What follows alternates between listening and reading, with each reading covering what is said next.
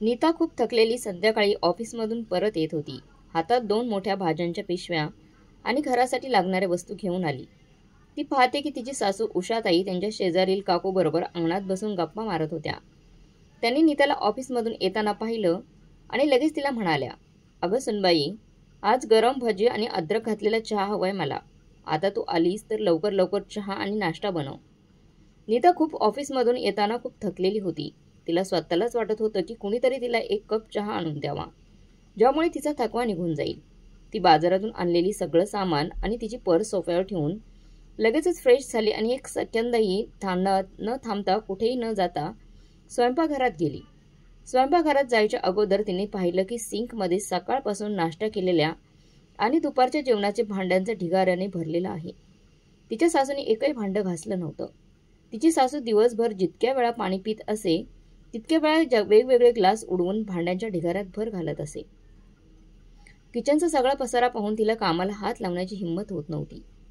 पण तरी काही खरं तर तिला हे काम करणं भागच होतं.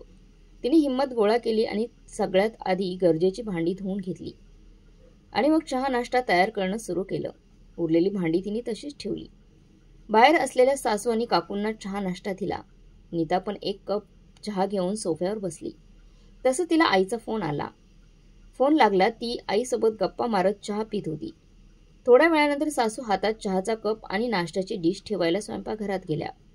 स्वयंपाकघरातली भांडी तशीच पाहून जोरात ओरडू लागल्या, "अगं सुनबाई, हे काय आहे अजूनपर्यंत तू भांडी अशीच ठेवली आहेत?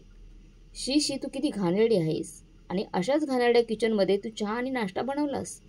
आपल्या सासूचं ओरडणं ऐकून नीता लगेच तिच्या आईला म्हणाली, "आई, मी तुझ्याशी नंतर बोलते. आता माझ्याकडे खूप कामं आहेत."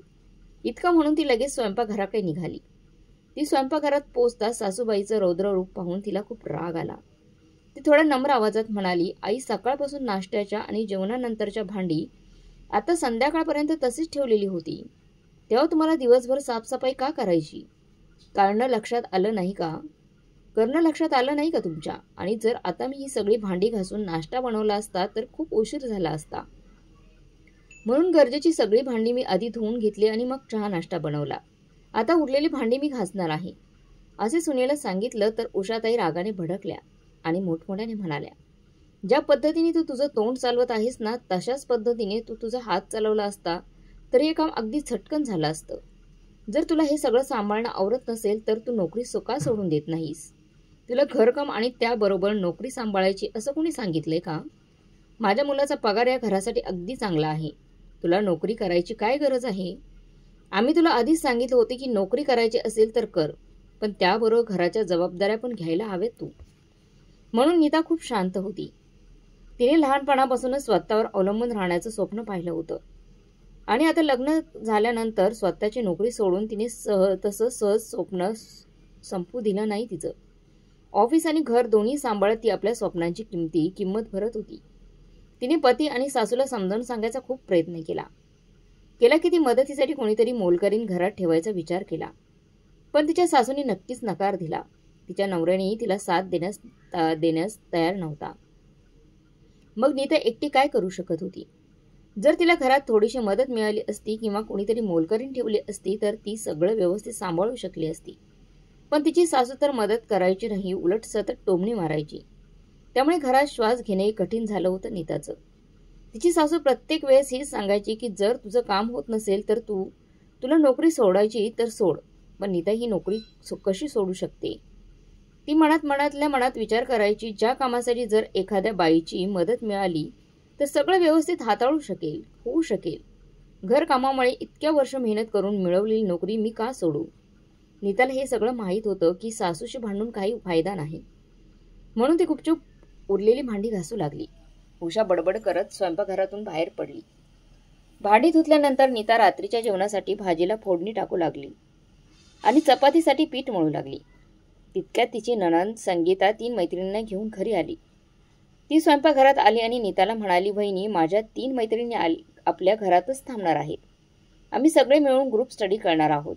त्यामुळे तू त्यांच्यासाठी रात्रीचं जेवण बनव." इतकं बोलून संगीता स्वयंपाकघरातून बाहेर पडू लागली. तितक्यात नीताने तिला आवाज दिला आणि म्हणाली, "अहो संगीताताई, मी भाजी बनवलेली आहे. तुम्ही एक काम करा, ते बटाटे मला थोडे कापून द्या मी अजून एक भाजी बनवते आणि थोडंसं पीठ घेऊन तुमच्या मैत्रिणींसाठी चपातीसुद्धा बनवून देते. तितक्यात तिची नणंद तोंड वाकडं करून म्हणाली, काय हो वहिनी, तुमच्याकडून एवढं सुद्धा काम होत नाही का? मला अजून अभ्यास करायचा आहे. मी तुमचं खरं काम करणार नाही, काहीच काम करणार नाही. तसंही तुम्हाला काय काम आहे? दिवसभर ऑफिसमध्ये खुर्चीवर बसून असतात. आरामच करत असताना ऑफिसमध्ये बसून. असं म्हणत ती स्वतःचे पाय आपटत स्वयंपाकघरातून बाहेर निघून गेली. संगीताचे ते शब्द ऐकून नीताच्या डोळ्यातून अश्रू वाहू लागले. ती मनात विचार करू लागली, मी ऑफिसमध्ये आरामात बसते आणि मग खरं काम कोण करतं? नीताचा नवरा नील याला घरातील कामांशी काहीही संबंध नव्हता. तसं तिचे सासू सासरे आणि नणंदही होते. ते असं की ते घरातील कोणत्याही कामाला हात लावत नाहीये. नीता सगळं सांभाळण्याचा प्रयत्न करत होती. कदाचित ती सगळं कामही व्यवस्थित करू शकली असती, पण घरातले सगळ्यांचे टोमणे ऐकून तिचं मनोबल दिवसेंदिवस कमी होत होतं. आणि तसंच सगळं केल्यानंतर शरीर खूप थकायचं तिचं. हे नक्की होतं. त्यावर तिची सासू आणि नणंद प्रत्येक कामात काहीतरी कमतरता शोधून काढायच्या आणि तिला प्रत्येक गोष्टीवर टोमणे मारायच्या. त्यामुळे तिला हे सगळं सहन करणं खूप कठीण जाऊ लागलं होतं. आता नीता स्वयंपाकघरात जेवण बनवत होती, पण तिच्या डोळ्यातून अश्रूही ओघळत होते. तिचं डोकं खूप दुखू लागलं होतं. तिला असं वाटत होतं की सगळं काम सोडून थेट बेडवर जाऊन झोपावं, पण तिचे हात मात्र जणू एखाद्या मशीनसारखे काम करत होते. नीताचा नवरा नील सुद्धा कामावरून घरी आला होता. तो हॉलमध्ये बसून मोबाईल पाहत होता. आपली बायको कशी आहे, काय करत आहे हे पाहण्याचं त्याला काहीच फिकर नव्हती. गोल गोल चपात्या बनवत बनवत नीताला असं वाटू लागलं की तिचं संपूर्ण किचनच गोल गोल फिरत आहे. काही क्षणात तिच्या डोळ्यासमोर अंधार पसरला आणि ती बेशुद्ध होऊन जमिनीवर कोसळली. स्वयंपाकघरातून मोठा आवाज झाला तेव्हा नील पळत पळत तिथे पोहोचला. बायकोला बेशुद्ध अवस्थेत पाहून तो खूप घाबरला. त्याने लगेच गॅस बंद केला आणि जोरात ओरडून आई आणि बहिणीला तिथे बोलावू लागला. नीताची अशी अवस्था पाहून उषाताई म्हणाल्या, खरं तर आपली सुनबाई खरंच खूप नाजूक आहे. तिच्यात अजिबात ताकद नाही. जा तिला डॉक्टरांकडे घेऊन जा. काही झालं तर सगळं आपल्यावरच बोटं दाखवतील. नीलने मग घाईघाईने नीताला गाडीत बसवलं आणि काही क्षणातच हॉस्पिटलला पोहोचला. स्वयंपाकघरात अजूनही चपात्या बनवायच्या तशाच होत्या आणि सगळ्यांनाही भूक पण लागली होती. नीता बेशुद्ध पडली होती. बेशुद्ध पडल्याने कोणालाही काही फरक पडला नाही. सगळ्यांना फक्त खाणं पिणं जवळचं होतं. किचनमधली सगळी सामान पाहून उषाताई मुलीच्या खोलीत पोहोचल्या.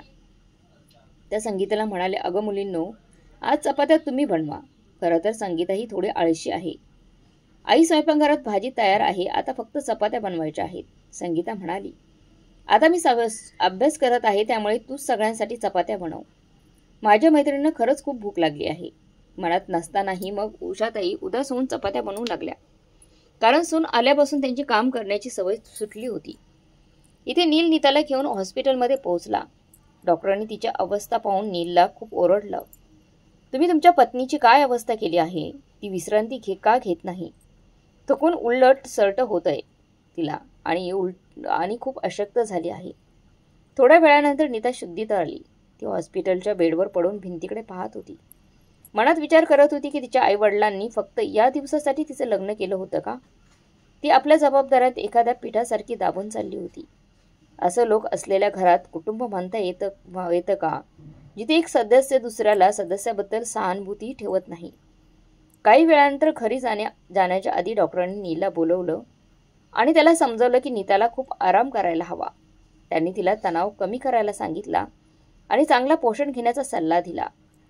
आजच्या घटनेमुळे नीता समजली की जर तिने स्वतःची काळजी घेतली नाही तर या घरात तिची काळजी घेणारं कोणीच नाहीये.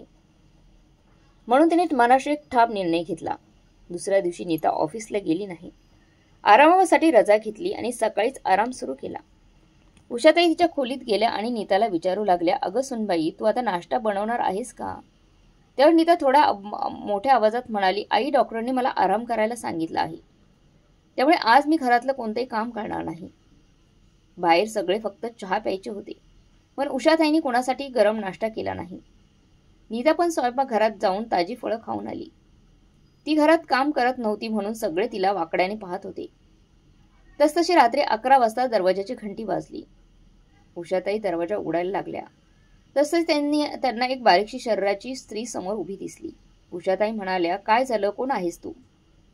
ती स्त्री म्हणाली, अहो, माझं नाव कावेरी आहे. मला इथे मॅडमने कामासाठी बोलवलंय. त्यावर उषाताई चिडून म्हणाल्या, कोणती मॅडम? तितक्यात मागून नीता हॉलमध्ये आली आणि म्हणाली, आई कावेरीला मीच आपल्याकडे यायला सांगितलंय.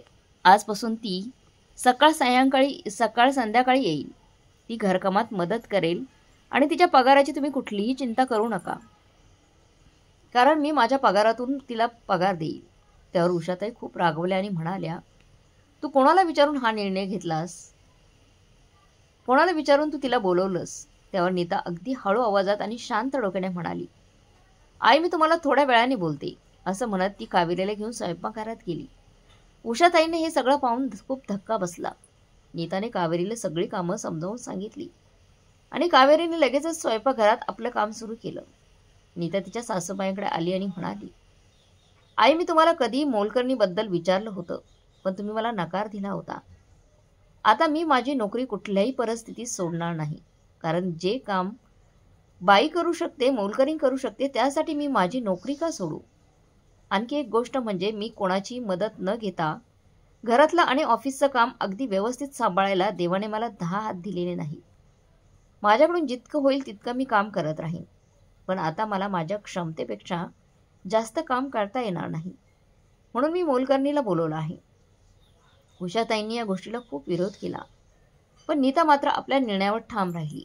संध्याकाळी जेव्हा नील ऑफिसवरून घरी आला तेव्हा ते नीलला भडकवू लागल्या.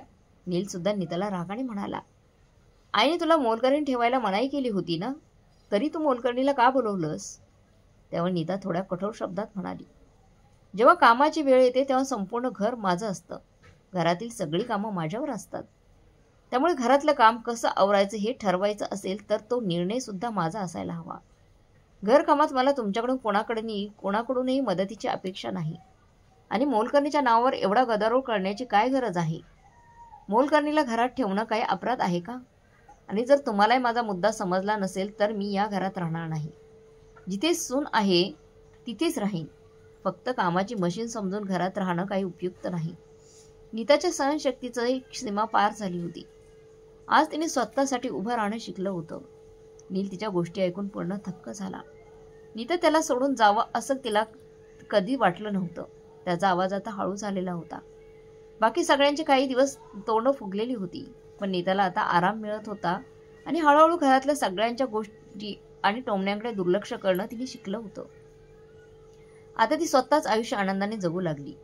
अशा प्रकारे मित्रांनो, नीताने ठाम निर्णय घेऊन सासूला आणि नीताला तिचं म्हणणं पटवून दिलं आणि मग सासूला आणि नीलला देखील तिचं म्हणणं पटलं आणि त्यांनी मोलकरीण ठेवायला परवानगी दिली. तर मग मित्रमैत्रिणींनो, तुम्हाला आजची ही कथा कशी वाटली कमेंट बॉक्समध्ये नक्की कळवा. कथा चांगली वाटली असेल तर लाईक, शेअर, सबस्क्राईब नक्की करा. धन्यवाद.